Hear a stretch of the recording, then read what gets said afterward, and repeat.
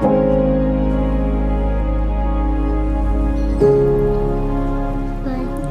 Does it hurt? No, I didn't feel it lie down. Okay. Yeah.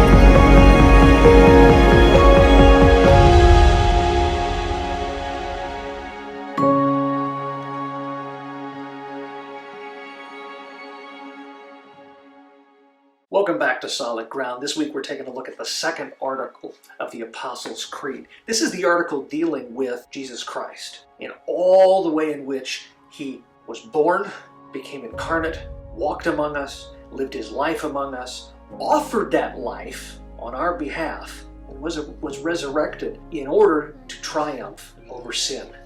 We talked last time in the first article of the Creed about how matter matters to God. Well, matter mattered so much to God that he became a part of his creation. And the second person of the Trinity entered into life as a person walking on this earth. He became enfleshed as a part of his own creation. Now, this doesn't mean that Jesus was a created being. Christ, as the second person of the Trinity, has existed from all eternity, but has not always been incarnate, but remains incarnate.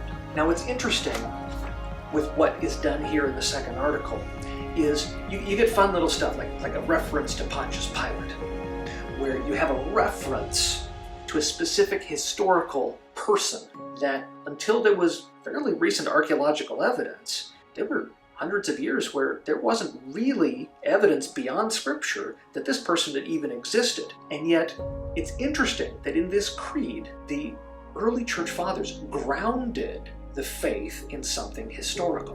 Why did they do that? They did that because the faith is historical, that our faith is something based on something that either happened or didn't. Paul talks about how if Christ is not raised, we are the most to be pitied. Because if we place our life and our trust in a God who we believe came and walked among us, if it can be proven that he didn't walk among us, what is our faith? Our faith is not in a God who raised back to life in our hearts, but in a God who physically walked the earth, was physically put to death, and was physically raised from the dead. Because each of those acts of physicality are what manifest our forgiveness and our ability to have a restored relationship with God. Now, obviously, this is the section of the Creed where there's a ton of stuff going on. We're not going to unpack all of it.